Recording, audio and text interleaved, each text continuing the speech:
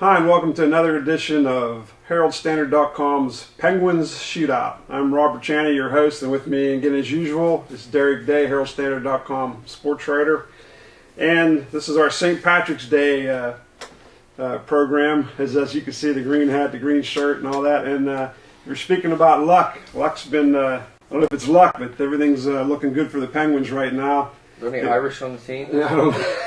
They've won 9 straight games, 6 straight since we last talked to you. And there's Sidney Crosby was cleared for contact, and he's just about prepared to come back. Everyone's anticipating that he may come back Thursday for the New York Rangers game. Yeah, as if you need any more hype for that game. The Penguins are 4 points back of the Rangers for first in the division, first in the conference. The Rangers with 93 points and the Penguins with 89 right now. So, but that's the amount of games too, I think. Yeah, is that right? 68 games played. So that would be it turns out to be a huge game. Yeah, and you put that's at Madison Square Garden. You put Crosby on the ice too there. Yeah, that's got to be a national televised game there for sure. I would think. One thing about Sidney Crosby, let me tell you real quick a story about him. And this is why everyone talks about Crosby and athletes. And how nice a guy Sidney Crosby is. Well, I got a little quick story for you. My kids play on the Little Penguins. It's for 4 to 7 year old kids. They teach them how to play. They get free equipment, which is a ton of money. It saves you a lot of money. And Sidney Crosby sponsors it. All the kids have Sidney Crosby jerseys. So Saturday they have practice, and everyone gets up and starts clapping while the kids are out there at practice. My 2 boys, Colton and Wesley, are out there. And I'm asking the lady, "What's the big deal?" And she's like, "Sidney Crosby's here." And there he was, Sidney Crosby. And there's all these kids there. He skates out, and they're tapping their sticks, and they go through all their drills. And Sidney Crosby went to each group, and he had a little interaction with every kid there. I would say I didn't see all of it, but I know he talked to my kids at least a little bit, 2 different times. He dropped the puck once for a face-off when my one kid was there, and he was such a great ambassador. It's nice to see that he's going to come back on the ice and play and be back on the ice playing again. I really tip my hat to him for what he does for those kids. Of course, my kids involved. But the thing about the Penguins, 9 straight wins without Crosby, and let's go through what they did last week. Their 6 straight wins. They beat the Star. Had 2 shootout wins. One was against the Dallas Stars in Dallas, 4-3. Lost Letang. That's when Letang took a hit, and he's been out again now. So of course, yeah, they have 2 guys out. Of course, I think I read it somewhere. The big 3, if you want to call them that, between Malkin, Crosby, and Letang. They played a whopping 4 games this whole year. Yeah, so it just makes you wonder. I mean, how good they're doing now with the ups and downs, injuries. Like, what's going to happen once they get to full strength? It's a broken record, but it still unfortunately rings true. And the hit was kind of controversial too. I know some people thought it was a cheap hit, some didn't. Even the national announcers were arguing about. Milbury and Rennick were arguing about if it was. So it was very controversial. Well, he wasn't suspended. Who was it that hit him? I can't remember. But he wasn't. Nystrom. Yeah, Nystrom. He was not suspended, and they cleared it. But Letang hasn't played since. But that hasn't slowed down the Penguins at all. After that game, they beat the Avalanche 5-1, convincing win at Colorado. Then a tough game against the Coyotes, and they squeaked that out 2-1. They beat the Maple Leafs where they fell behind 2-0, and they were dominating play. One of those games you're dominating, then they get a goal, and they get another goal. They're down 2-0. They hung in there. They turned the tide, and that was Tisa was in goal for that game. Made about 22 saves, and that was a good test for him, I thought, because they fell behind 2-0. He hung in there, kept it at 2, and they came back and won. What do you think of him as the backup so far? Well, I think Johnson might start looking over his shoulder. Yeah, absolutely. He's been out with illnesses, and then an undisclosed injury is another thing I've heard that happened afterwards. So, I mean, was it upper body or lower body? I forget. I heard shoulder, but they're saying undisclosed. But yeah. I heard somewhere that might have been the early reports. It might differ. It might be the same. Who knows? The NHL is very hush-hush about a lot of injuries, and it only gets worse the closer to the playoffs we get, and eventually in the postseason. But I mean, he's performed admirably. He's 2-0 now. Yeah. Yeah, like I said, he made his debut against the Blue Jackets a few weeks back, and he fell behind that game too. Of course, you can't really blame him when he's facing Rick Nash on a breakaway. Yeah. So I think if Johnson continues to struggle, I mean, obviously the coaching depends on how he does practice and all, but it looks like Thiessen is the front runner for the backup job right now. Yeah, and but Fleury's been playing most of the games, but it's good to have a competent backup where you have some faith in the guy. After that, the Penguins had a real tough game against Jose Theodore against the Panthers, and it went 1-1 and went to a shootout. And boy, if there's ever a team that dominated a shootout, I don't know if you watched that or not. All the stats were in the Penguins' favor. Remember to say they'd never lost a shootout to the Panthers. The Penguins had a great shootout record. The Panthers were terrible, and every time they say stuff like that, you think you're jinxed, but here it comes out. Neal scores, Fleury saves. Malkin scores, Fleury saves, it's over. So it was like a dominant shootout win for the Penguins after a real rough night in regulation and overtime. So then they finally capped it off with a very good performance on Sunday against the Bruins, where they went up 3-0. Ashman scored. I forget, they had two defensemen score, I think, and then Niskanen, yeah. Then Neal with a nice goal to make it 3-0. I think it was on a power play with a nice pass from Malkin. They had a rough second period, but they hung on. Kunitz got a goal to make it 4-1, and I think it was 4-2 at one point. And then Pascal Dupuis with a beautiful breakaway backhand goal puts it away, and that gave them their ninth straight victory. So red hot right now. So now if you do have Crosby coming back, and like I like what John Mano says, and John Mano writes a column for, if you want to check on Herald-Standard.com. He always writes a column about the Penguins. He always updates it on Saturday. He was talking about how teams are always struggling and trying to get over injuries, and the Penguins' problem right now is trying to find a spot for a world-class player to fit in on your team. It's not a bad problem to have, I guess. Well, I don't think he'll have any trouble cracking the lineup. It's just so much speculation of where he's going to play. Because some people saying when he came out and said he might be play as soon as Sunday, this past Sunday against the Bruins. Well, he declared himself out for that game.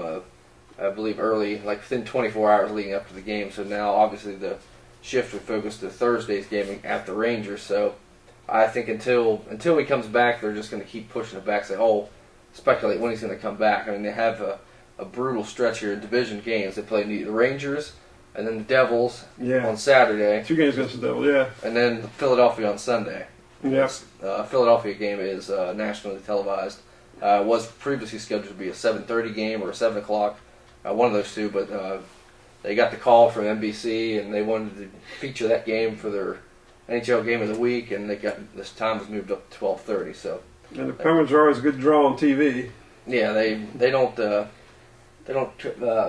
really do badly in terms of TV ratings, especially in the local markets. But they have a really crucial stretch coming up here. Let me ask you, Derek, now what your thought is about it. Here's the lines right now. I mean, the first 3 lines, obviously the firing line, as they call it now, because Malkin and Neal lead the league in shots still. Malkin's the center, Neal's the right wing, Kunitz is the left wing. That's your top line. A lot of people say you don't want to touch that line. And Bilesman's not he didn't just fall off the turnip truck. I mean, he's not gonna break up that line. You have Hart Trophy candidate. Leading candidate Malkin. And we'll get into that in a little bit, too. And, the $30 million man, James Neal, now. He signed a 6-year deal. Right. So he's going to be around a long time. And Kunitz is the kind of the unsung hero of that line. So that line's clicking. Why fix something that's not broke? Right. The number 2 line right now is Jordan Stahl at center, who's having his best year. And Dupuis on the right wing. Sullivan's on the left wing, from what I gather. And you might put something in there. The third line is Vitale. Is he the center? I think he's the center on the third line. Most of the time, with Kennedy and Cook. Then you have a 4th line, Adams, and with Ashman and Tangradi around him. So I don't know. If it was you, where would you put Crosby? What would you do? Well, last season when Crosby played half a year, he was with Dupuis and Kunitz. And obviously the way Crosby is playing, he was on pace. He had 66 points in half a season. Yeah. And he stayed on the list for long after he quit playing. I mean, was shut down for the year. So he obviously has some chemistry with Dupuis there. So I think I'd leave Dupuis there and then move number 11 up the right wing. I mean, Stahl has really come on as of late. Some people have talked about he's putting him at wing. Yeah. Yeah, he has. Let's see here. Points in his last. He's on like a heck of a streak right now. Points in his last 8 games, and 3-point game against Tampa Bay a few weeks ago. Against Toronto earlier, he had 2 points. and he's already scored past the 20-goal mark for the year. So that's the closest he's gotten to his career high when he posted 29 goals in his rookie year. Everybody got a little excited when he had that many goals. Yeah. And, oh, he's going to be a 30-goal scorer, and well, it's kind of hard when you're on the third line behind Crosby and Malkin. So maybe he's the winger that Crosby needed all along. Yeah. Especially with his scoring touch. I mean, Stahl can still contribute in his other facets of the game with the penalty kill, which he does a lot, and on the power play, a second unit, he stands in front of the net. So yeah, it could be real. I think that would be the way I would go. Yeah, Stahl's still, of course, one of the most dangerous shorthanded guys around. Another thing they talk about is the power play. And right now, the top power play, I guess, is Kunitz, Malkin, and Nil, that line with Niskanen and Sullivan. Those are the five they've been using, I think, as the top line. Somehow, I guess you could put Crosby on a different line with Malkin and have them both, but I think it's really intriguing to have them both out there at the same time. Yeah, you can do that when you need an extra shot in the arm, like the power play, or Malkin likes to work the half wall, and you put Crosby out there on the kind of the off wing, on the cross the ice on the opposite side. See him do that, but I'm sure they probably have a plan, knowing what they want to do going into it. But as far as the messing up the chemistry, I don't think veteran. The guy that mentioned we get bumped off that line, Steve Sullivan, he's been playing well as of late too, but I don't think he's going to suffer too much. He's been around the block a few times. He can play pretty much anywhere, I think. Well, as we said, we have two world-class players on this team. The other one's Malkin, who still leads the league in points. And what do you think about the Hart Trophy race right now? I think it's his race to lose. I think he's far and away the most valuable player to his team. I mean, Stamkos is kind of the in a distant second, I would say. I mean, a lot of people say he has more goals, he has this. But they're Tampa not even going to make the terrible. playoffs. Yeah, you're right. I mean, he has 48 goals, Stamkos does, but Gino has I think is a more complete player. He's upped his face-offs. His face-off percentage has come up tremendously, and I think I read somewhere he's taken. He won 47% of something of his face-offs already. Yeah, he's really upped his playoff. Out of 1,000 face-off percentage. Yeah, 1,050 face-offs or something he's taken this year. After any of his previous years, he'd never taken more than 850 or so. So he's really upped his game, and he missed. On top of that, he missed 8 games because of the knee surgery. He has more points in less games than Stamkos, and he's just an electrifying player and leading the Penguins into the playoffs, knocking on the door for the conference championship in the regular season. Let's not slight Stamkos too much now, because he helped my fantasy hockey team win the regular season title. Anyhow, the playoffs are upcoming, so I don't want to diss him too bad. So Steve, you keep playing like you are, buddy. But anyhow, let's look ahead to what we do have come up. You were saying, a very key stretch coming up here. They have the Rangers, Devils, and Flyers like Thursday, Saturday, Sunday, and then after that, by the time we meet you again, they'll have played a game, the Jets, the game I'll be at on Tuesday, the Winnipeg Jets. Only 14 games to go in the regular season. Yeah, it's starting to wind down. Then they host the Predators next Thursday, and then they have another Saturday, Sunday thing. One is at Ottawa, who's been threatening to take over Boston for that division lead. And then they have the Devils again on Sunday, March 25th. And the Devils always give them problems. So. Yeah, they play that. They're the polar opposite of the Penguins in terms of their style. The Penguins are aggressive, to force the issue, try to get force the offense. And the Devils still play that trap. I mean, it puts people to sleep, I think, a lot of times in the stands. But that's what works for them. So. I mean, more power to them. Yeah, it's the one team that gives them probably the most trouble in that division, really. Anyhow, we'll see what happens with those key games coming up, and we'll let you know what shape the Penguins are in and how long this winning streak goes. It's at 9 right now, counting, and we'll see you again. Go ahead. Hopefully I'll be talking about Crosby making another triumphant comeback. Yep, that would be great. Maybe on the Tuesday game I'm at would be nice. Maybe. Talk to you in 2 weeks on Penguins Shootout.